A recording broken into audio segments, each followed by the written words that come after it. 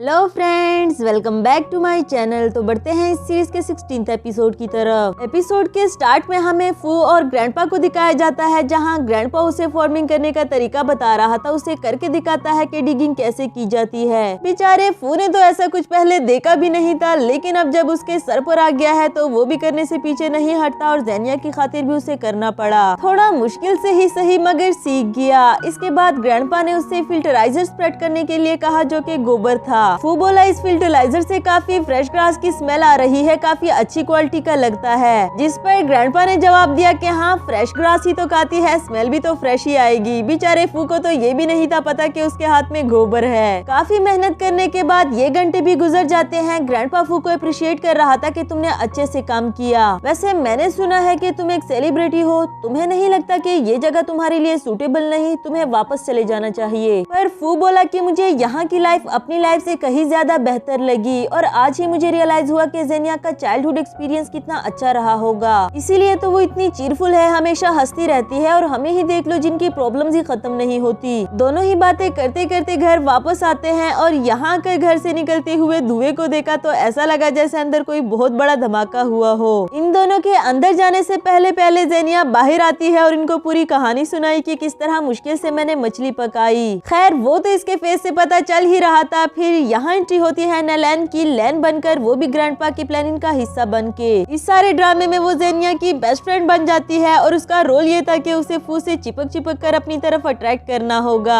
Xenia को तो उसे ये हरकतें करते हुए देखकर काफी ज्यादा गुस्सा आ रहा था। इसके बाद हम इन सभी को एक साथ लंच करते हुए देखते हैं। बेचारी ज़ेनिया, जिसने आज पहली बार कुकिंग की थी, बल्कि सब कुछ ही जला दिया था, अब ग्रैंडपा को ही एक इमोशनल कहानी सुनाकर इसे कवर करना पड़ा। सिर्फ यही नहीं, बल्कि ग्रैंडपा पहले फू को खाने के लिए फोर्स करते हैं, उसे ये कह करके तुम हमारे मेहमान हो। यहाँ तो ज़ेनिया भी उसे नहीं बचा सकती थी और फू को ये गला सड़ा खाना बगैर कोई शिकायत किए खाना पड़ा। हद तो ग्रैंडपा ने तब कर दी जब उन्होंने कहा कि लैन इतनी प्यारी लड़की है और फू भी अच्छा भला हैंडसम है। ऐसा लगता है कि गॉड ने इन दोनों को एक दूसरे के लिए बनाया है। ज़ेनिया तो ग्रैंडपा को ऐसे घूर रही थी जैसे अभी इन दोनों की सच्चाई खोलकर फू के सामने रख दे, लेकिन फिर भी उसने अपने आप पर कंट्रोल किया। लंच फिनिश होने के बाद ग्रैंडपा ने फू और लैन को बेडशीट सुखाने के लिए कहा और लैन तो उसका हाथ पकड़कर जबरदस्ती ही उसे अपने साथ ले गई। ये देखकर ज़ेनिया गुस्से में ग्रैंडपा के पास आई, उनसे पूछने लगी कि आखिर आप दोनों चाहते क्या है, मेरे दुश्मन क्यों बन गए हैं। जिस पर ग्रैंडपा ने उसे समझाया कि थोड़ा सा सब्र रख लो, अगर वो वाकई ही तुमसे प्यार करता है तो वो किसी की तरफ भी अट्रैक्ट नहीं होगा।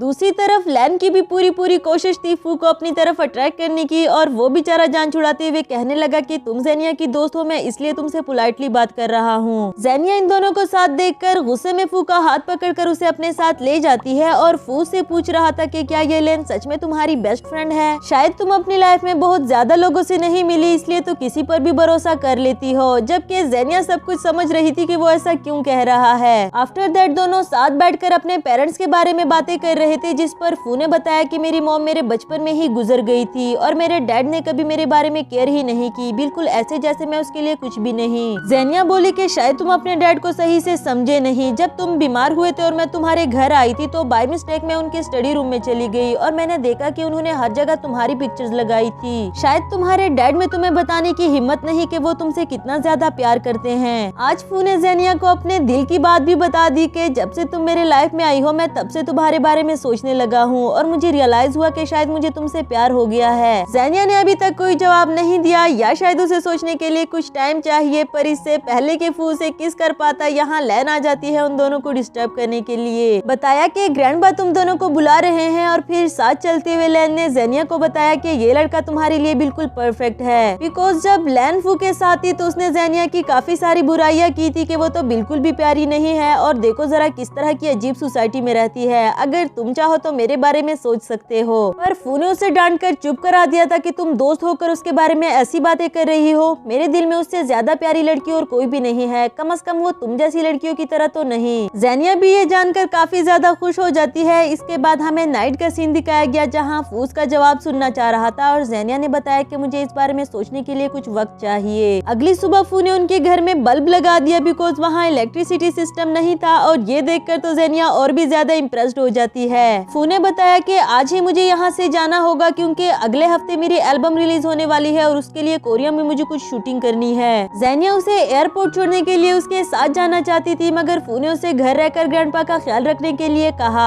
उसके जाने के बाद जब ग्रैंडपा ने भी ये बल्ब देखा तो वो भी काफी ज्यादा खुश हो गए और ज़ेनिया को बताया कि मुझे तुम पर फख्र है, तुमने एक सही लड़के का सिलेक्शन किया। अब अगर तुम उसे सच्चाई बताना चाहती हो तो बता सकती हो, क्योंकि मैं तुम्हें बिल्कुल भी नहीं रोकूंगा। नेक्स्ट सीन में ज़ेनिया अपने घर वापस आ चुकी थी और फू को कॉल करके बताया कि कल मैं स्कूल वापस जाने वाली हूँ। फू उससे वीडियो कॉल करने के लिए कह रहा था, जो ज़ेनिया कहाँ करने वाली थी। ये कहकर मना कर दिया कि लाइट चली गई, अब तुम्हें यहाँ की लाइट के बारे में तो पता ही है। आफ्टर दैट बातों ही बातों में ज़ेनिया उसे चांद देखने के लिए विंडो के पास आने को कहती है, जबकि फू को तो लगा कि शायद ज़ेनिया मुझसे मिलने के लिए यहाँ आ गई है। वो बोली, तुम्हारा दिमाग खराब हो गया है क्या? मेरे पास कोरिया आने के पैसे कहाँ हैं, बल्कि मेरे पास तो यहाँ जहर खाने के पैसे भी नहीं। फिर ज़ेनिया को नींद नहीं आ रही थी और फू उसे सॉन्ग सुनाकर सुला देता है। इसके बाद हमें अगली सुबह का सीन दिखाया गया, जहाँ ज़ेनिया मैंगडी कॉलेज वापस आ चुकी थी। आज यियांग उन दोनों से काफी अच्छे से बात कर रहा था, उन्हें साथ लंच करने के लिए भी कहा, जिसके लिए ज़ेनिया ने तो मना कर दिया, लेकिन वो फिर भी इंसिस्ट करता रहा। फेंग फेंग के कहने पर ज़ेनिया भी उनके साथ आ गई, ये सोचकर कि अगर हमारी बीच की लड़ाई खत्म हो जाए तो ज्यादा बेहतर रहेगा।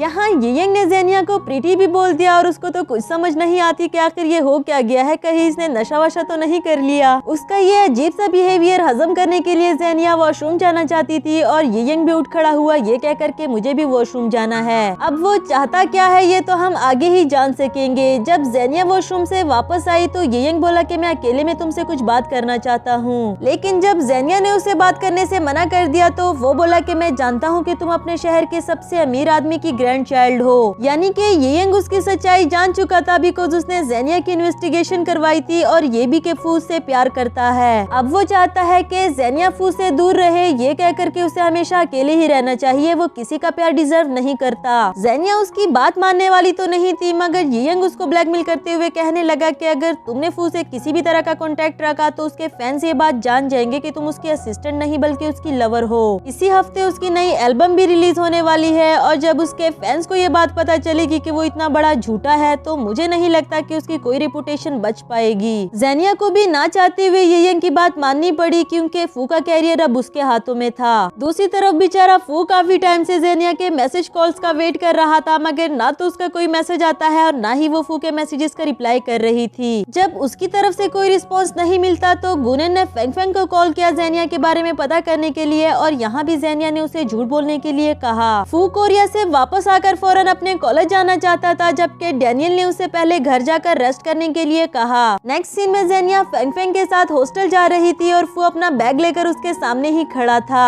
उसे अपने पास बुलाकर पूछने लगा कि तुमने मेरे फोन कॉल्स का जवाब क्यों नहीं दिया, इसलिए तो मैं पहले घर भी नहीं गया और फौरन से तुमसे मिलने आ गया। इस पर ज़ेनिया ने बैटरी लो होने का बहाना किया, पर फू बोला कि मुझे ऐसा क्यों लग रहा है कि तुम जानबूझकर मुझे इग्नोर कर रही हो। उसने मजीद बताया कि तुम्हें याद है मैंने तुमसे सोचने के लिए कुछ वक्त मांगा था, क्या तुम अब वो आंसर सुनने के लिए तैयार हो? फू को भी उसका जवाब सुनने के लिए काफी बेचैनी से इंतजार था। ज़ेनिया बोली कि काफी सोचने के बाद मुझे ऐसा लगता है कि शायद हमें सिर्फ क्लास फेलोज और नॉर्मल फ्रेंड्स ही रहना चाहिए। फू को उसका ये आंसर बिल्कुल अच्छा नहीं लगा, बिकॉज उसने ज़ेनिया से ये आंसर एक्सपेक्ट नहीं किया था, जिस तरह ज़ेनिया ये नहीं कहना चाहती थी। फिर फू रेस्ट करने का बहाना करके वहाँ से चला गया और ज़ेनिया की आंखों से आंसू आने लगे, बिकॉज उसे ना चाहते हुए भी सच को छुपाना पड़ा। आफ्टर दैट नेक्स्ट मॉर्निंग का सीन दिखाया गया, जहाँ गुनेन ने आकर बताया कि फू बहुत बड़ी मुसीबत में फंस गया है। उसकी न्यू एल्बम पर लोगों ने प्लेजरिज्म का इल्जाम लगा दिया। ये देखकर ज़ेनिया भी शॉक्ड हो गई, बिकॉज फू ने कभी भी किसी का मटेरियल नहीं चुराया। इसी के साथ हमारा ये वाला एपिसोड भी खत्म हुआ।